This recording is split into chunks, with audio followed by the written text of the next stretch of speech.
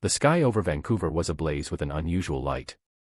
Tom Walker, an engineer and devoted father, stood in his backyard, staring in awe as a colossal alien ship descended toward the city. The entire neighborhood was out, murmuring in confusion and excitement, their faces lit by the eerie glow of the craft. Tom's wife, Sarah, held their daughter Emma close. Emma's eyes were wide with a mix of fear and fascination. "Daddy, what is that?" she whispered, clutching her teddy bear tighter. "I don't know, sweetheart," Tom replied, his voice steady despite the knot of anxiety in his stomach. "But whatever it is, we'll be okay." The family watched as the ship landed smoothly in a nearby park. News helicopters circled, capturing the moment as a ramp extended from the vessel, and a group of tall, slender beings emerged. Their skin shimmered with an iridescent hue, and their movements were fluid, almost graceful. Later that day, the world watched as the United Nations hosted an emergency meeting. Alien ambassadors, led by one named Stock, introduced themselves and proclaimed their peaceful intentions. The Clather, as they called themselves, believed they had much to offer humanity. They spoke of their advanced technology, their long history of space travel, and their desire to share knowledge. Tom couldn't shake a sense of unease. He had always trusted his instincts, and something about the Clather felt off. His suspicion grew as he watched the news, noting the subtle condescension in Stock's tone. They spoke as if they were superior, and Tom wondered what they truly wanted. A week later, the city buzzed with excitement as a public event was organized to welcome the Clather. Tom decided to take his family, hoping to calm his growing doubts. They arrived at the event, joining a massive crowd gathered to witness the historic occasion. The Clather ambassadors stood on a grand stage, smiling and waving. Emma, always curious, tugged at Tom's hand. "Daddy, can we get closer?" Tom hesitated but nodded. "Okay, but stay close to me." As they moved through the crowd, a sudden commotion erupted near the stage. A Clather delegate accidentally knocked over a piece of equipment, causing a small explosion. The crowd panicked, and in the chaos, Emma tripped and fell. Tom rushed to her side, his heart pounding. She was unharmed, but the incident had shaken him deeply. Tom scooped Emma into his arms, his protective instincts flaring. He shot a glare at the aliens, who seemed oblivious to the chaos they had caused. "Are you okay, honey?" Emma nodded, her eyes wide. "I'm okay, Daddy."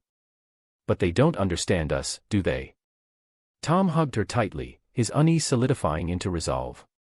"No, they don't. But we'll make sure they do." That evening, after putting Emma to bed, Tom sat with Sarah in their living room, the glow of the television casting shadows on their worried faces. The news showed clips of the day's event, spinning the narrative in favor of the Clather's supposed benevolence. Sarah turned to Tom, her eyes filled with concern. "Tom, do you think they're dangerous?" Tom sighed, running a hand through his hair. "I don't know. But I don't trust them. Not after today." As if on cue, Tom's phone buzzed with a new message. It was from a number he didn't recognize, but the content made his blood run cold. "Tom Walker, if you value your family, you need to know the truth about the Clather. Meet me at the old shipyard at midnight. Come alone." Tom's mind raced.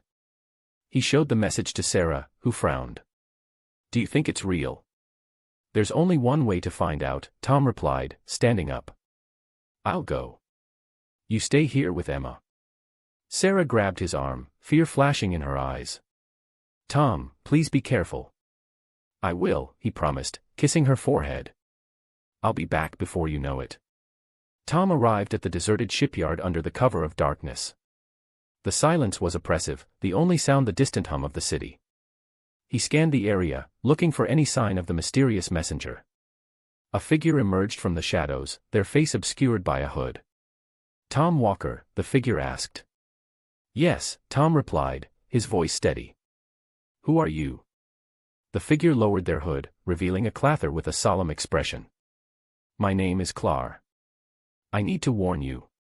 Stock and the others, they are not here for peace.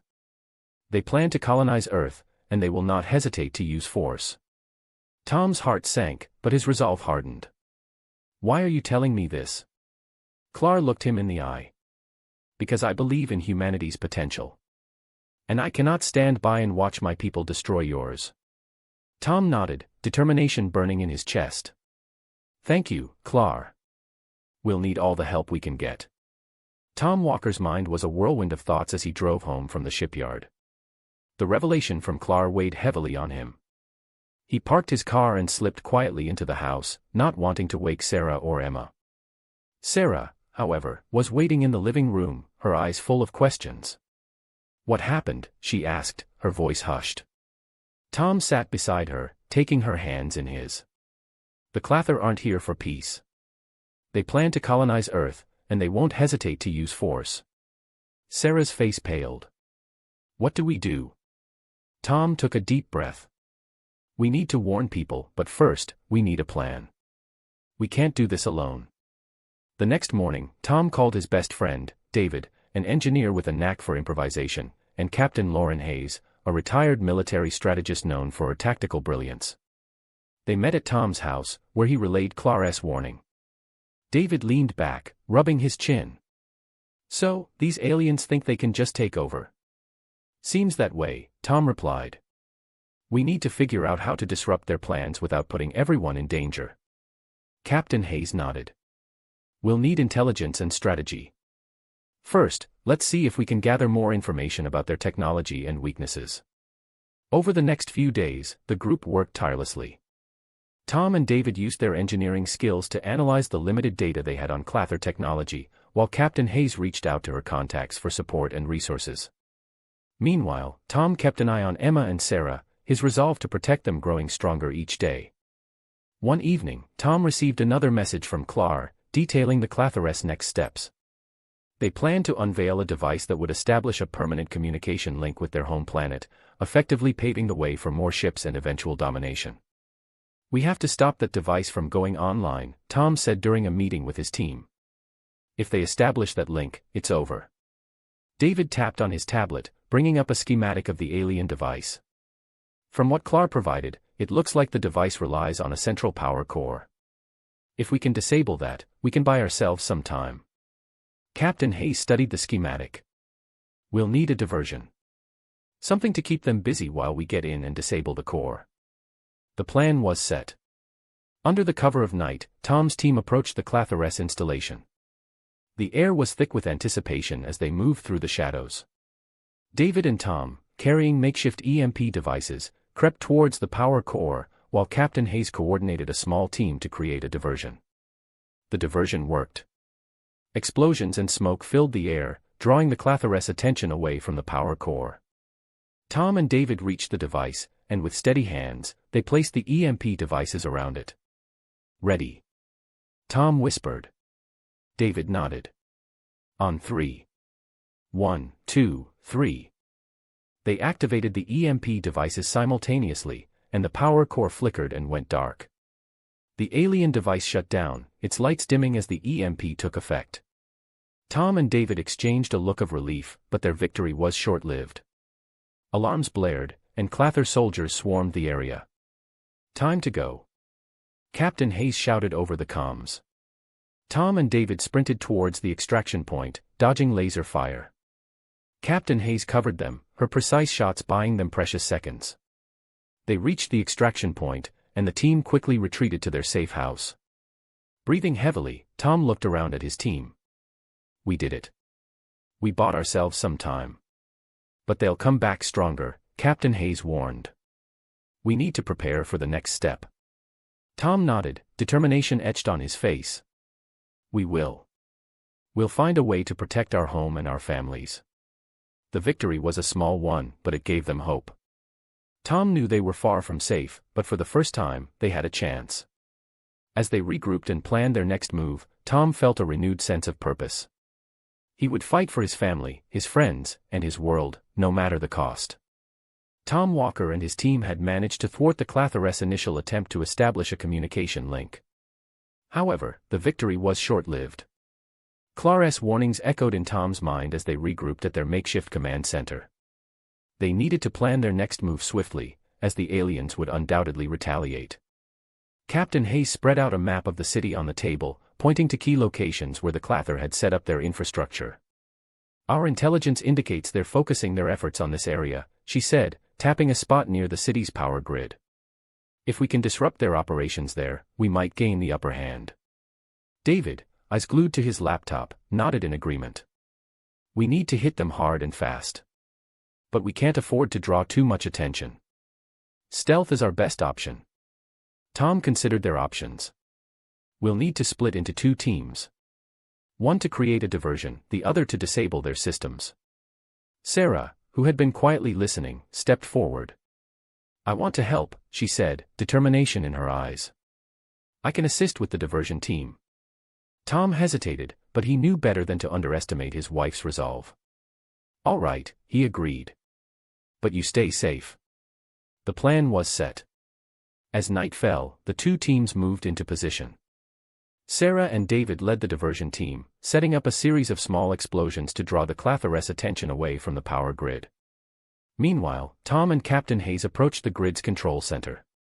The facility was heavily guarded, with Clather soldiers patrolling the perimeter. Using the cover of darkness, Tom and Hayes slipped past the guards, reaching the control room undetected. Tom began working on the control panel, his fingers deftly navigating the alien technology. Hayes kept watch, her senses heightened for any sign of trouble. How's it going? She whispered. Almost there, Tom replied, his voice barely audible. Just need a few more seconds. Suddenly, the door burst open, and Clather soldiers stormed in. Hayes reacted instantly, taking down the first soldier with a precise shot. Tom grabbed a makeshift weapon and joined the fray, his heart pounding.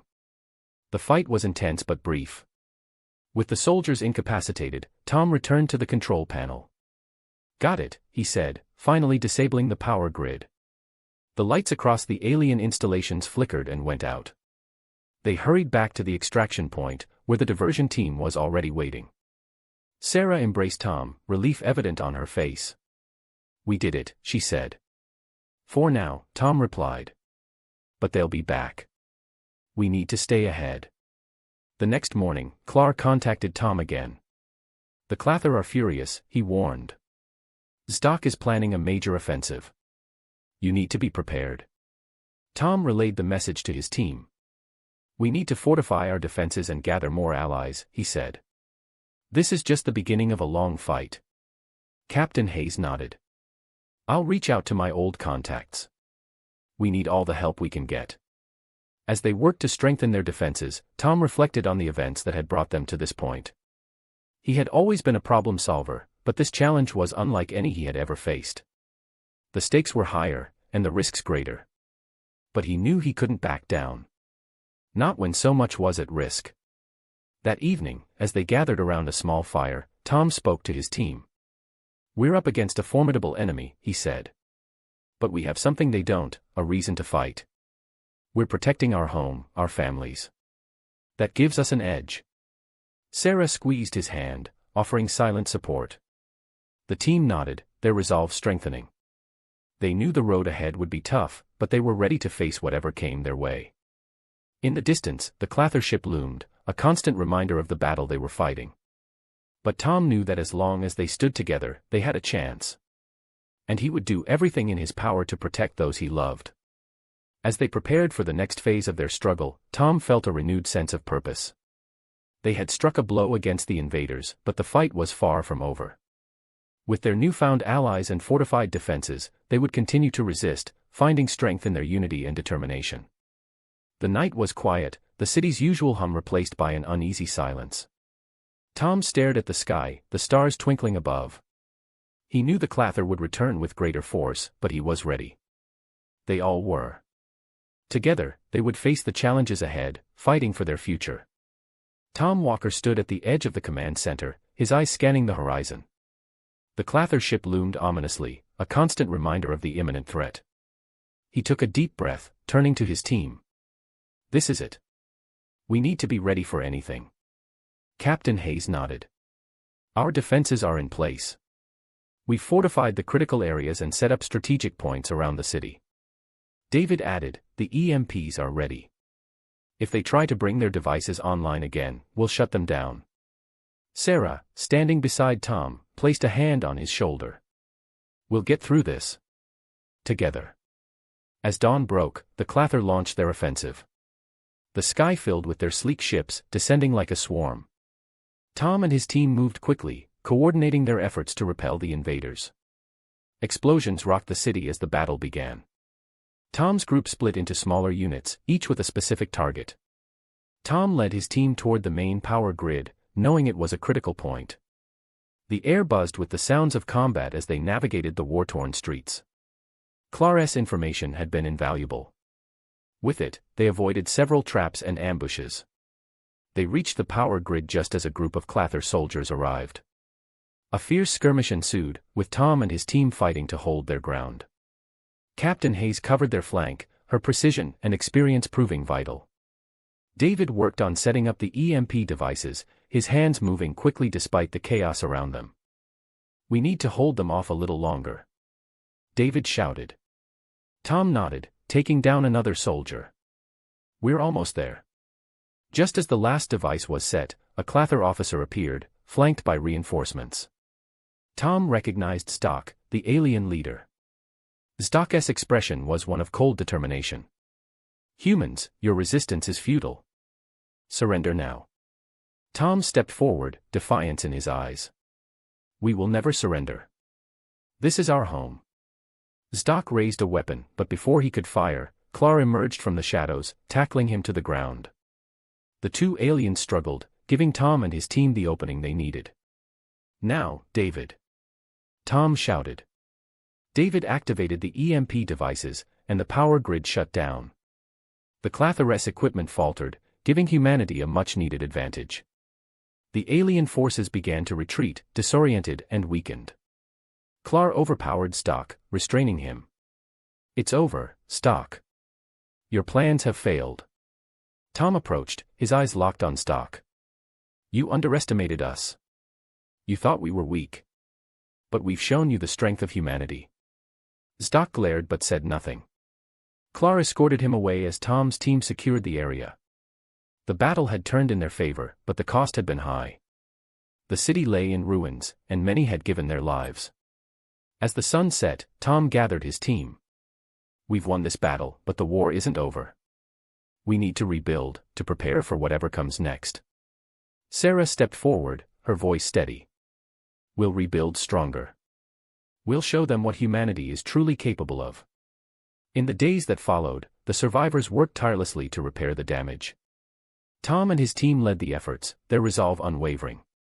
Clara remained with them, a symbol of the possibility of cooperation between their species. One evening, as Tom walked through the remnants of the city, Emma ran up to him. "Daddy, will everything be okay?" Tom lifted her into his arms, looking at the skyline. "Yes, sweetheart. We'll make sure of it." Emma smiled, hugging him tightly. "I believe you." Tom felt a surge of pride. They had faced an incredible challenge and emerged victorious. The road ahead would be difficult, but they were ready. With their allies by their side and the spirit of humanity driving them, they would continue to fight for their future.